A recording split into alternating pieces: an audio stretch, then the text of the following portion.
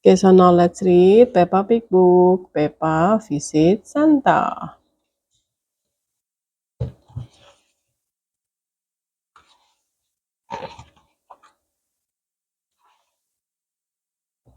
It was nearly Christmas. Peppa and her family were going on their first trip to the North Pole, where Santa lives. Peppa and George were very excited. Do you think we'll see Santa, Daddy? Asked Peppa. Ho ho. Well, he's a busy man this time of year, explained Daddy Pig. But perhaps if we are really lucky. I hope we are, said Peppa. Santa, agreed George. At the North Pole, Peppa and her family had a surprise when they collected the skis for their trip. Miss Rabbit, says Mummy Pig. I don't think you work here. Oh, yes, said Miss Rabbit. I love working at the North Pole. You never know when you might spot you know who. Mummy, who do I know? Asked Peppa as the family set off on their skis. I think Miss Rabbit meant Santa, replied Mummy Pig. Look at that view, said Daddy Pig when they got to the top of the big mountain. And those footprints, added Mummy Pig. I wonder who they belong to. Maybe they're Santa's, said Peppa. Let's follow them. Suddenly, the wind blew up a flurry of glittering snowflakes. Peppa reached out and caught one. That's lucky, Peppa, said Daddy Pig.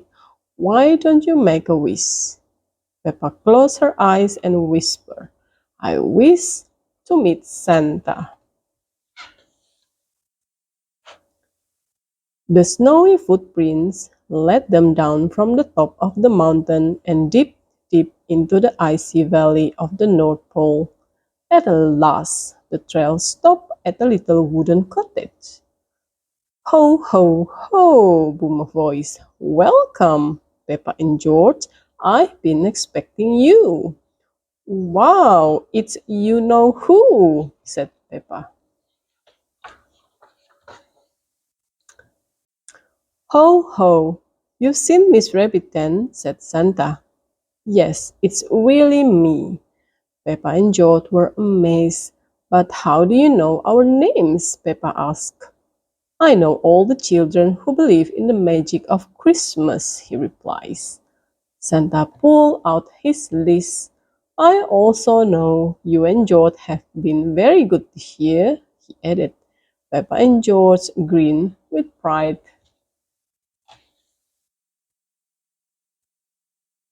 Santa invited Peppa and her family into his cottage to warm themselves by the fire. Now, who's like stories? He asked, settling into his armchair. We do, Peppa, George, Mummy, and Daddy Pig replied. Ho, ho, ho, boomed Santa. I thought you said that.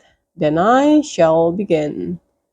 And he told them all about his best Christmas adventures, delivering presents to children far and wide all around the world. And Peppa and George couldn't believe their ears. When Santa had finished his story, he smiled at Peppa and George and said, I think it's time for you to make your Christmas wishes. I know, said Peppa. I wish to meet your reindeer, please. Outside, Peppa enjoyed feeding the reindeer and stroking their velvety noses, but something else had caught George's eyes. Sled, yay, he cried. I think George's wish is to ride in your sled, said Peppa. Very well, young George, said Santa. Your wish is granted. Hop it, everyone. Daddy Pig wasn't sure about going so high up in the sled. Ho, ho, ho, boomed Santa. Don't worry, Daddy Pig.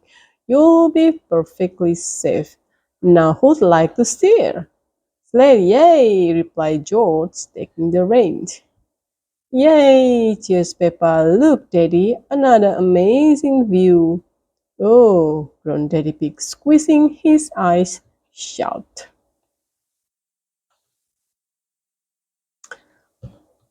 Ho, ho, ho. What fun, eh? Said Santa. You've made three excellent wishes, Peppa and George, but let's talk presents. Is there anything special you like? Oh, a green yo-yo for me, please, said Peppa, and I know George would like a red toy car. Consider it done, replied Santa. Thank you, Santa, said Peppa.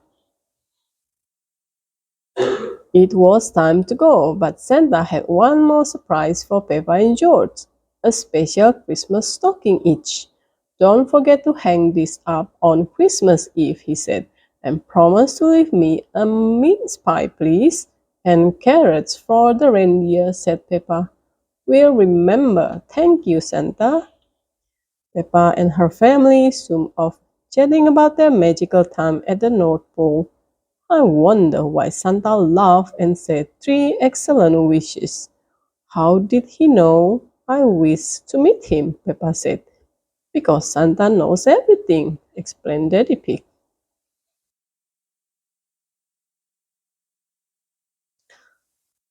Back at home, Peppa and her family were spending Christmas at Granny and Grandpa Pig's house. In the kitchen, they stirred the Christmas pudding and made a wish. We are excellent at wishes, said Peppa. Santa told us when we met him at the North Pole. Goodness, said Granny Pig. What lucky children you are. Later, Grandpa Pig helped Peppa and George put a snack out for Santa and carrots for the reindeer, just like that promise. Before bed, Peppa and George hung up their special Christmas stocking from Santa. Santa does know where Granny and Grandpa live, doesn't he? Said Peppa. Yes, Peppa, don't worry, replied Mummy Pig. Santa knows everything, remember? Now sleep well. On Christmas Day, Peppa and George woke up very early, and so did everyone else. There were lots of colorful presents under the Christmas tree. Hooray, Santa's been, said Peppa. Peppa and her family opened lots of lovely presents, but Peppa couldn't see the one she asked Santa for, and the special stocking were empty too. I suppose he does have a lot to do, said Santa, sighing, and he is very old. He probably forgot. Even older than us, said Granny Pig with a laugh.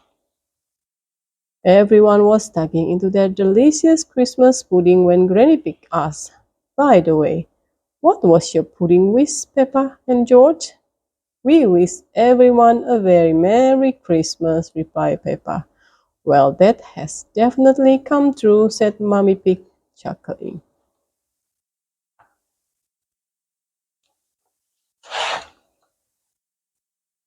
George thought he heard sled bell, so he ran off to investigate. Peppa found him by the Christmas tree with a red toy car. That's funny, she said. We must have missed this before.